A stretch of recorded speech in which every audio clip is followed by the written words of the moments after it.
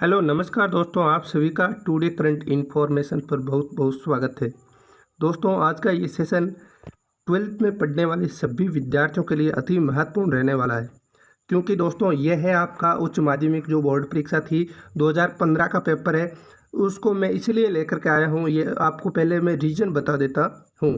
क्योंकि आपका जो वर्तमान टाइम में जो सिलेबस एनसीईआरटी का है और 2015 का जो सिलेबस था वह भी एनसीईआरटी का था। इसलिए दोस्तों आपके सेम पार्ट में से जो आपके प्रश्न है, मैंने पहले इस राजनीतिक विज्ञान के 9 मॉडल पेपर है संजीव डेस्कर पूरी हल करवाई है। उसके बाद शेखावाटी मिशन पूर्ण राजनीतिक विज्ञान का हल करवाया है। उसके बाद जो इम्पोर्टेंट मॉडल पेपर 1-2 मैंने खुद ने बनाए हैं वो भी आपके साथ साझा किया है।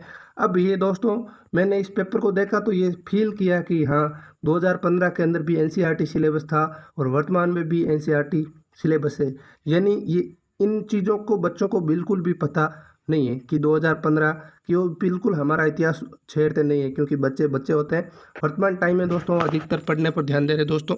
इसके अलावा दोस्तों इसके अंदर इंपॉर्टेंट प्रश्न है, वो आपको सेम के सेम प्रश्न है, वो आपको इस बोर्ड के अंदर आपने जो पढ़े होंगे आपको मिल जाएंगे और इस पेपर में से ही प्रश्न आ सकते हैं। ये मैं गारंटी नहीं ले रहा हूँ कि आएंगे या नहीं आएंगे, लेकिन आएंगे या नहीं आएंगे बिल्कुल आ सकते हैं। इस बात को ध्यान में रखते हुए मैं इसको साझा करता हूँ। तो चलिए दोस्तों, इस पेपर को मैं शानदार तरीके से आपको बताने की कोशिश करता हूँ। इस पेपर की पीडीएफ है वो हमारे चैनल जो टेलीग्राम चैनल है उसमें आपको उपलब्ध करवा दी जाएगी। उसको अभी तक आपने ज्वाइन नहीं किया है तो ज्वाइन जरूर करें। उसकी लिंक या तो आपको डिस्क्रिप्शन में मिल जाएगी या फिर आप टेलीग्राम चैनल पर जाकर के सर्च में लिखोगे टुडे करंट इन्फॉर्मेशन तो आपको टीसीआई का है और जो लोगो मिल जाएगा, वहाँ से आप ज्वाइन कर सकते हो। चैनल पर नए हो तो दोस्तों चैनल को सब्सक्राइब कीजिए और जितने भी अपने मित्र हैं ईमानदारी के साथ एक बार शेयर कीजिए। दोस्तों मैं आपके साथ ये दिल से बात कर रहा हूँ, ईमानदारी से अपने दोस्तों तक शेयर जरूर कर दीजिए। तो चलिए दोस्तों शुरू करता हूँ आज का सेशन। ये उस प्रकार का टाइम के अंदर जो दोस्तों इतने प्रकार से प्रश्न आते थे। ये दोस्तों पहला प्रश्न है, इसके अंदर ऑपरेशन इन फाइनाइट रीच किस अमेरिकी राष्ट्रपति के आदेश में किया था। ये प्रश्न तो मेरे आगे मॉडल पेपरों में तो नहीं आया, अगर आपके है तो फिर देख लेना, ठीक है। भारत ने पहला परमाणु परीक्षण कब किया है, ये प्रश्न है वो आ चुका है। आप सभी को पता होगा भारत ने पहला परमाणु परीक्षण कब किया, 1974 के अंदर किया गया है। मैं दोस्तों बिल्कुल कम टाइम में आपको सिर्फ प्रश्न डिवाइज करूंगा, इसकी पीडीएफ टेलीग्राम के अंदर डाल दूंगा और वहां से आप अच्छी तरीके से देख लेना। पृथ्वी सम्मेलन जिस शहर में हुआ आयोजित हुआ उसका नाम क्या है, ये आप सभी को पता ही होगा, ठीक है। ये प्रश्न अब की बार मैंने मॉडल पेपरों के अंदर हल करवाया है। फिर उसके बाद है 1966 में ताशकंद समझौता किन दो राष्ट्रों के मध्य हुआ, ये भी प्रश्न दोस्तों आपके आया हुआ है। अगला 5वां प्रश्न है, सोवियत संघ कितने गणराज्यों से मिलकर बना है, ये भी प्रश्न आपके आया हुआ है। समग्र मानवतावाद का सिद्धांत के प्रणेता कौन है, ये प्रश्न दोस्तों आपके आया है या नहीं, ये आप देख लेना, ठीक है। स्वतंत्र भारत के प्रथम मंत्रिमंडल में श्रम मंत्री कौन थे, तो अब की बार इसमें शिक्षा मंत्री पूछ रहे हैं तो वो देख लेना। अगला है, मिल्क मैन ऑफ इंडिया किसे कहा गया है। 9वां प्रश्न है, भारतीय भूभाग में किस क्षेत्रों को 7 बहनों का भाग कहा जाता है। उसके बाद 10वां प्रश्न है, सीमित परमाणु परीक्षण संधि के बारे में आप क्या जानते हैं, वर्णन कीजिए। 11वां प्रश्न है, यूरोपीय आर्थिक सहयोग संगठन की स्थापना कब और किन उद्देश्यों को लिए की गई थी, व्याख्या करें। प्रथम 3 आम चुनाव के लिए एक दल के प्रभुत्व को कारण को इंगित कीजिए। दोस्तों वेरी इंपॉर्टेंट प्रश्न है, एग्जाम के अंदर ये प्रश्न आ सकता है, क्योंकि पहले भी एग्जाम के अंदर ये आया है, आपके भी ये बोर्ड के सिलेबस में है तो अब की बार आ सकते हैं। आप इसको इम्पोर्टेंटली लगाइए और अच्छी तरीके से याद करके जाइए। दोस्तों ये सारे प्रश्न है, सारा सिलेबस का दोस्तों क्या है, ये मक्खन है, क्या है, मक्खन है। इस मक्खन को अच्छी तरीके से क्या है अपने दिमाग में डाल कर जाएँ ताकि आपको अच्छा फ़ायदा हो। इस प्रकार की चीज़ें यूट्यूब पर कोई भी ऐसा चैनल नहीं है जो आपको दे रहा है, अगर है तो उसकी लिंक दोस्तों मेरे को भेजना, ठीक है। ठीक है, इसके अलावा दोस्तों 13वां प्रश्न है, अनुच्छेद 51 में वर्णित अंतर्राष्ट्रीय शांति और सुरक्षा बढ़ाने वाले 2 नीति निर्देशक तत्वों का वर्णन कीजिए। ये भी प्रश्न इंपॉर्टेंट है। आपकी दृष्टि में सुरक्षा की अपारंपरिक धारणा क्या है, ये भी प्रश्न दोस्तों पूछा गया इंपॉर्टेंट प्रश्न है। आपके दृष्टिकोण में क्योटो प्रोटोकॉल में विश्व में होने वाले लाभ इंपॉर्टेंट प्रश्न है दोस्तों, आपके भी है और 2015 के अंदर ये बोर्ड के अंदर पूछा गया है, ठीक है। इसके आगे दोस्तों कारगिल संघर्ष पर प्रकाश डालिए, ये भी दोस्तों आपके है।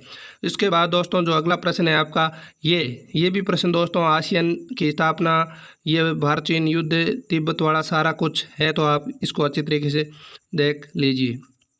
अगला हमारा प्रश्न है, सामरिक स्तर परिसीमन वार्ता साल्ट प्रथम कब किन के मध्य हुआ था? ये भी प्रश्न इंपॉर्टेंट है आपके है। 19वां प्रश्न है, सुरक्षा परिषद की स्थायी और अस्थायी सदस्य के लिए सुझाए गए 4 मानदंड बताइए। ये भी प्रश्न दोस्तों इंपॉर्टेंट है। प्रीव्यू प्रश्न वाला तो वेरी वेरी इंपॉर्टेंट प्रश्न है। प्रीव्यू प्रश्न से आप क्या समझते हो? इस व्यवस्था की समाप्ति के विभिन्न प्रयासों पर प्रकाश डालिए। ये भी इंपॉर्टेंट प्रश्न है, ठीक है। इसके अलावा दोस्तों वैश्वीकरण की अवधारणा से आप क्या समझते हो? व्याख्या कीजिए। 4-4 नंबर वाले कई विद्यार्थी कह रहे हैं इंपॉर्टेंट प्रश्नों को शेयर करो। ये 4-4 नंबर वाले इंपॉर्टेंट प्रश्न हैं दोस्तों। पेपर के अंदर अच्छी तरीके से ये प्रश्न आएंगे, ये मैं आपको लिख करके दे रहा हूँ दोस्तों। इस पेपर को मैं वापस से आपको जब पेपर आएगा वो वापस से मिलान करवाऊंगा कि आए कि नहीं आए प्रश्न। आखिरकार जो पिछले जो प्रश्न में गत वर्ष के अंदर पूछे गए थे उनसे वापस प्रश्न रिपीट हो रहे हैं कि नहीं हो रहे, ये आपको पता चल जाएगा। और ये पेपर दोस्तों ऐसा है कि इसमें ऐसे प्रश्न है जो आने लायक है, इंपॉर्टेंट प्रश्न है, ठीक है। जम्मू कश्मीर समस्या के मुख्य मुद्दों को वर्णन कीजिए, ये आपके भी है और पेपर के अंदर इस पर संबंधित सवाल भी पूछा गया है। मंडल आयोग का विस्तार से वर्णन कीजिए। वेरी वेरी इंपॉर्टेंट प्रश्न है दोस्तों। मंडल आयोग से संबंधित पॉलिटिकल साइंस के अंदर 100% सवाल आएगा, वो भी 4 नंबर का, ठीक है। उसमें तो पूछा गया आपका अब कितने नंबर का आएगा। ये बेड वेगन राजनीति क्या है, ये दोस्तों मैंने नहीं देखा है प्रश्न, पुराने कोई अलग पार्ट से है। देश में आपातकाल लगाने के 2 प्रमुख कारण कौन से? व्याख्या कीजिए। ये प्रश्न भी आ सकता है। अगला है, द्रविड़ आंदोलन की ऐतिहासिक पृष्ठभूमि पर प्रकाश डालिए। ये तो प्रश्न नहीं है, ठीक है। उसके बाद है, प्रदत्त भारत के मानचित्र को दर्शाना है। ये सहकारी दूध उत्पादन आंदोलन अमूल किस शहर में स्थित है और पॉस्को प्लांट है और किस राज्य में स्थित है? ये भी प्रश्न, ये दोस्तों अमूल वाला आपके है, तो आप अच्छी तरीके से देख लेना। भारत पाक के बीच प्रमुख विवादग्रस्त मुद्दे क्या है? प्रकाश डालिए। ये भी दोस्तों प्रश्न है। भारत श्रीलंका के संबंधों का विस्तार से वर्णन कीजिए। इंपॉर्टेंट प्रश्न है दोस्तों, सारी मक्खन है दोस्तों, अच्छी तरीके से पढ़ करके जाए, हर एक प्रश्न को अच्छी तरीके से पढ़िए। इनमें से ही वापस प्रश्न रिपीट होंगे, ये मैं आपके साथ कर रहा हूँ। यूट्यूब के इतिहास में पहली बार ऐसा हो रहा है, ठीक है। 19वां प्रश्न है दोस्तों, सोवियत संघ के विघटन के प्रमुख कारण स्पष्ट कीजिए, ठीक है। सोवियत प्रणाली से आप क्या समझते हैं? विस्तार से वर्णन कीजिए। इंपॉर्टेंट प्रश्न है, सारे प्रश्न है वो इंपॉर्टेंट है, ठीक है। फिर दोस्तों ये वेरी वेरी इंपॉर्टेंट प्रश्न आपको मिल रहा है और आपने पढ़ा भी होगा। स्वतंत्रता प्राप्ति के समय भारत की प्रमुख चुनौतियां कौन कौन सी है? व्याख्या कीजिए। ये प्रश्न आपके हाफ ईयरली के अंदर भी आया हुआ है। किस में दोस्तों? हाफ ईयरली के अंदर ये प्रश्न है वो आपके आया हुआ है, तो आप इसको वेरी वेरी इंपॉर्टेंट लगाइए। उसके बाद 2015 के अंदर ये सारा सेम प्रश्न पूछा गया और अब की बार भी इनके आने की पूरी संभावना है। फिर है, देशी रियासतों के एकीकरण में सरदार पटेल के योगदान का वर्णन कीजिए। वेरी वेरी इंपॉर्टेंट प्रश्न है दोस्तों, ये भी प्रश्न है पूछा गया है, ठीक है। ये तो दोस्तों सारे प्रश्न थे आपके। और उसके बाद इसमें पहले इसके अंदर क्या आता था? वो मानचित्र आता था, तो अब आपके इसके अंदर मानचित्र नहीं आ रहा है। तो ये प्रश्न दोस्तों सारे प्रश्न इंपॉर्टेंट है। आपको दोस्तों इनको अच्छी तरीके से याद करने की कोशिश कीजिए।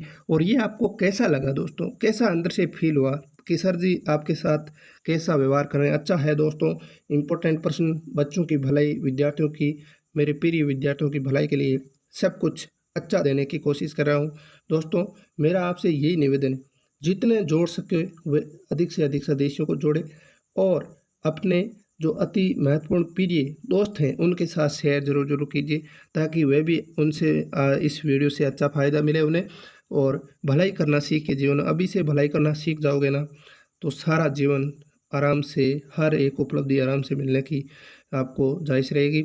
इसी के साथ दोस्तों मैं अगले ऐसे इंपॉर्टेंट प्रश्नों के साथ मिलूँगा। तब तक के लिए दोस्तों धन्यवाद। जय हिंद, जय भारत।